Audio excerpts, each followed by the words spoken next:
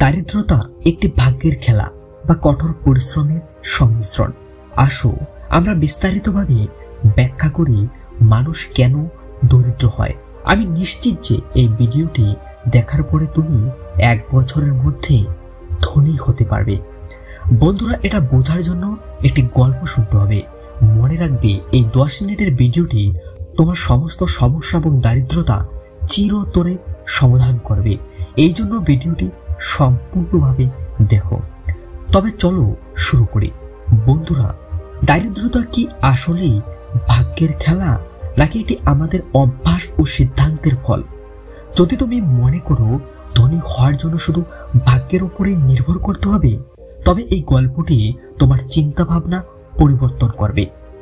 একজন সাধারণ মানুষ মোহন, যিনি দারিদ্র্যের কবলে আটকে পড়েছিল, এবং কিভাবে সে একজন সফল এবং ধনী ব্যক্তি হয়ে উঠলেন। কি সেই গোপনীয়তা সে শিখেছিল এবং কি সেই ভুলগুলি সে সংশোধন করেছিল। এই গল্পটি শুধু মোহনের নয়, প্রত্যেকটি মানুষের, যারা তার জীবনে পরিবর্তন করতে চায়। যদি এই গল্পটি মনোযোগ দিয়ে শোনো এবং নিজের জীবনে অ্যাপ্লাই করো, তবে বিশ্বাস করো আগামী 1 বছরে তোমার আর্থিক অবস্থা পুরোপুরি বদলে যেতে পারে। তবে চলো শুরু করি মোহনের অনুপ্রেরণামূলক যাত্রা, যা তোমাকে সম্পদের আসল রহস্যকে শেখাবে। বন্ধুরা, রাঘবপুর গ্রামে এক সাধারণ মানুষ মোহন দারিদ্রতার সঙ্গে লড়াই করছিল। তার জীবনের প্রতিটি দিন সংগ্রামে পরিপূর্ণ ছিল, কিন্তু সে সর্বদা ভাবত যে দারিদ্রতা তার ভাগ্য, নাকি সে পরিবর্তন করতে পারে এমন কিছু। গল্পটি মোহনের যাত্রা, যা তাকে এটি বুঝতে বাধ্য করে কেন মানুষ দরিদ্র হয় এবং কিভাবে সে ধনী হতে পারে।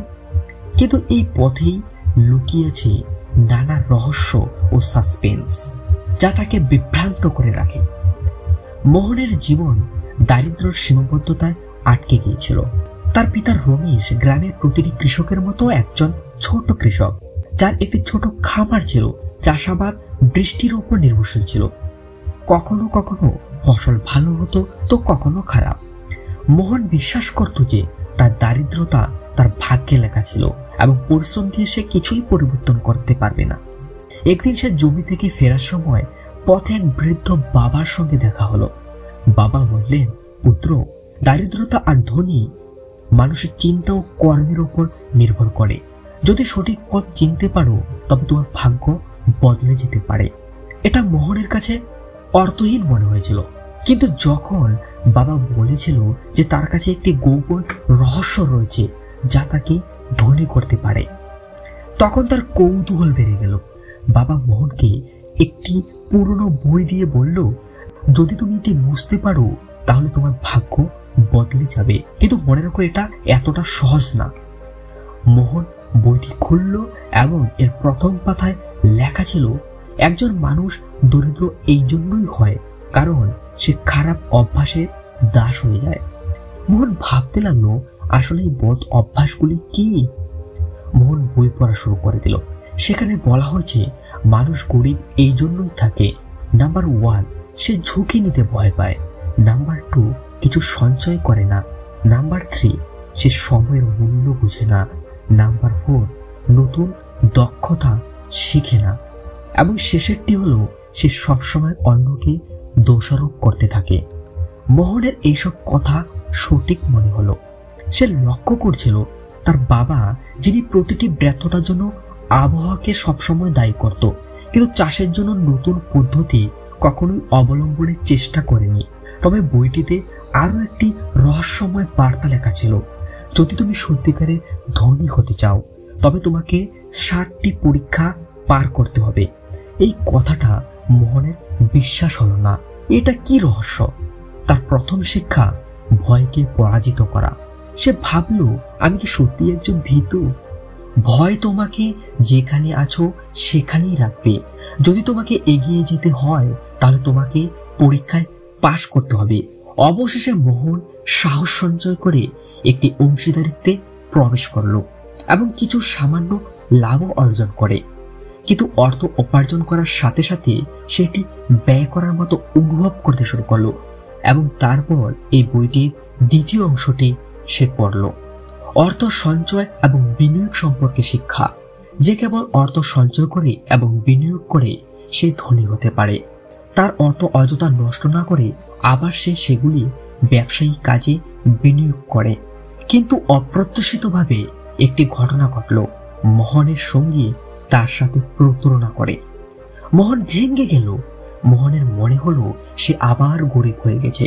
কিন্তু বইয়ে লেখা আছে যে সাফল্যের পথে প্রতারণা সাধারণ ব্যাপার। যে এটি থেকে শিক্ষা নেয় সে কেবলই ধনী হয়। মোহন তার ভুল স্বীকার করে নেয়, কারণ সে কিছু না ভেবেই অংশীদারিত্বে প্রবেশ করেছিল।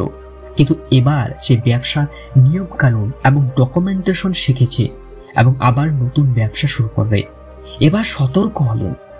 ধীরে ধীরে তার আয় বাড়তে থাকে। মোহন লক্ষ্য করে গ্রামের মানুষ অযথা সময় নষ্ট করছে।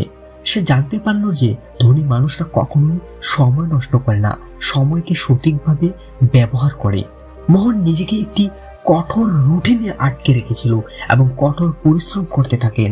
এখন মোহন একজন সফল ব্যবসায়ী হয়ে উঠেছেন, কিন্তু এখনো সম্পদের আসল রহস্য খুঁজে পাওয়া গেল না।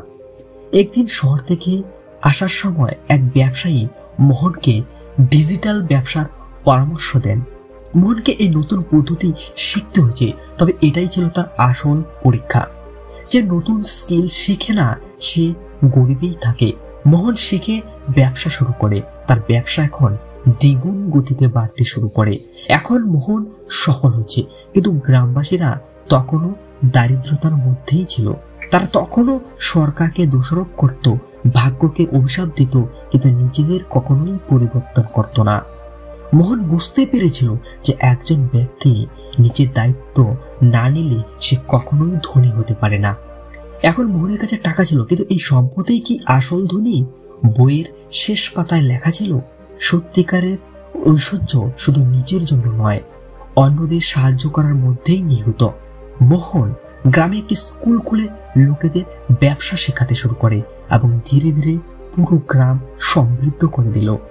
বৃদ্ধ মুচকি হেসে বলল, এবার তুমি আসল রহস্যটা জানতে পারলে।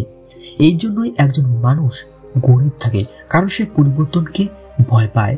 যে ধনী হয়, যে নির্ভয়ে শেখে, পরিশ্রম করে এবং অন্যকে সাহায্য করে। মোহন এখন মাথা নত করেছে। সে শিখেছে কঠোর পরিশ্রম করে এবং অন্যদের এগিয়ে নিয়ে যায়। এখন সে শুধু ধনীই ছিল না, সফলও ছিল। শুধু নিজের ভাগ্যই নয়, বদলে দিল পুরো গ্রামের ভাগ্য। কারণ মন বুঝতে পেরেছিল যে দারিদ্র মানে শুধু অর্থের অভাব নয়, সঠিক চিন্তা ভাবনা এবং সঠিক সিদ্ধান্তেরও অভাব রয়েছে। যদি ধনী হতে চাও তবে 5টি কথা সব সময় মনে রাখবে। প্রথমত, ভয় থেকে পালিয়ে যাবে না, ঝুঁকি নেওয়ার সাহস রাখো। দ্বিতীয়ত, সঞ্চয় এবং বিনিয়োগকে অভ্যাস করো। তৃতীয়ত, সময়কে সঠিকভাবে ব্যবহার করো, অলসতা ত্যাগ করো। চতুর্থত, নতুন দক্ষতা শিখতে থাকো, নিজেকে আপডেট করতে থাকো। এবং পঞ্চম, সবচেয়ে গুরুত্বপূর্ণ, অন্যকে কখনো দোষারোপ করবে না, নিজের দায়িত্ব নিজেই নাও। মনে রাখবে, ভাগ্য তাদের সমর্থন করে না যারা অজুহাত তৈরি করে, কিন্তু যারা কঠোর পরিশ্রম করে তাদের ভাগ্য তারা নিজের হাতেই তৈরি করে। তুমি কি দারিদ্রতাকে অর্থমানে রূপান্তর করতে প্রস্তুত? যদি হ্যাঁ হয়, তাহলে আজই প্রথম পদক্ষেপ নাও। হ্যাঁ, আজই প্রথম পদক্ষেপ নাও। শিখো, দারিদ্রতা হলো চিন্তার দাসত্ব, সম্পদ হলো পরিশ্রম, শিক্ষা এবং সঠিক সিদ্ধান্তের মাধ্যমে আসে। যে অন্যকে ওপরে তোলে সে সত্যিকার অর্থেই ধনী হয়। বন্ধুরা, ধনী হতে এবং এমন আরো ভিডিও দেখতে অবশ্যই কমেন্টে লেখো।